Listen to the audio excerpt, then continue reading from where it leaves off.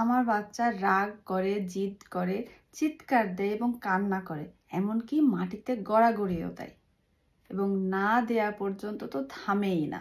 এই কথাটা কি আপনি প্রতিদিন ভাবছেন? তাহলে এই ভিডিওটি শেষ পর্যন্ত দেখুন।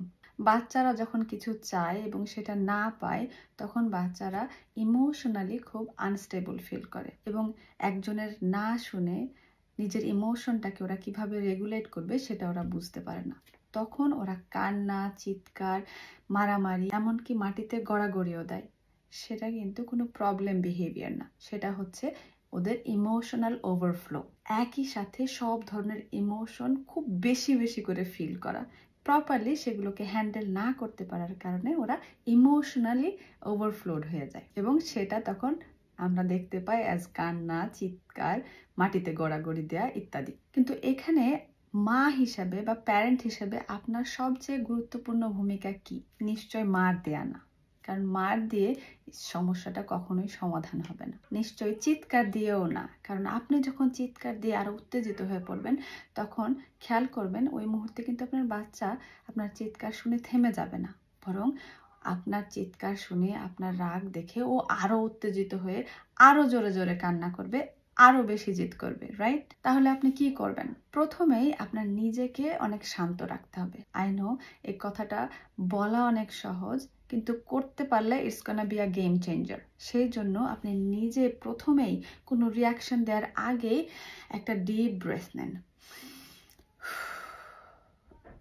নিজেকে কয়েক সেকেন্ড অ্যালাউ করুন নিজের ইমোশনগুলো সেটেল ডাউন হওয়ার জন্য এবং নিজেকে শান্ত রাখুন। দেন সেকেন্ডলি আপনি আপনার বাচ্চার কাছে যান, ওর অনুভূতিগুলোকে স্বীকার করুন। যেমন, আমি বুঝছি তুমি অনেক বেশি রেগে গেছো, কিন্তু এই মুহূর্তে এই কাজটা আমি করতে পারবো না, আমি তোমাকে এটা করতে দিতে অ্যালাউ করতে পারবো না। এতে আপনার বাচ্চা অনেক রেগে যাবে ঠিকই ইনস্ট্যান্টলি, বাট আপনার বাচ্চা এটাও বুঝবে যে আপনি ওর অনুভূতিটাকে বুঝেছেন এবং সেটার জন্য সেটার ভ্যালিডেশনও আপনি ওকে দিয়েছেন এবং একই সাথে আপনি আপনার যে সেট করা বাউন্ডারি আছে সেটাও বদলাচ্ছেন না। সো আপনার সন্তান বুঝতে পারছে যে আমার কান্না, চিৎকারে এই সিচুয়েশনটা বা এই বাউন্ডারিটা আমার মা চেঞ্জ করবে না বা পরিবর্তন করবে না, বাট আমার মা আমার ইমোশনটাকে ডিসমিসও করছে না, ও আমার মা আমার ফিলিংসটাকে বুঝছে।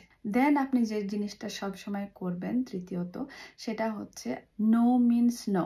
মানে একবার না বলেছেন একটা জিনিসকে, সেই জিনিসটা আবার বাচ্চা অতিরিক্ত জিদ কান্না দেখে সেটাকে আবার চেঞ্জ করে হ্যাঁ বলে দিবেন না, যে অনেক জিদ করছে, আচ্ছা যাও নাও, আচ্ছা আমি দিয়ে দিচ্ছি। এরকম যখন আপনি করবেন, তখন আপনার বাচ্চা বুঝবে যে একবার যেহেতু আমি পেয়েছি, পরবর্তীতেও আমি একইভাবে নেক্সট জিনিসগুলো বা আমার চাহিদাগুলি পূরণ করতে পারবো এবং ও বুঝবে যে আপনার সেট করা বাউন্ডারি কিন্তু ফিক্সড না, এটা হচ্ছে ইচ্ছা করলে চেঞ্জ করা যায়, একটু প্রেশার দিলে চেঞ্জ করা যায়।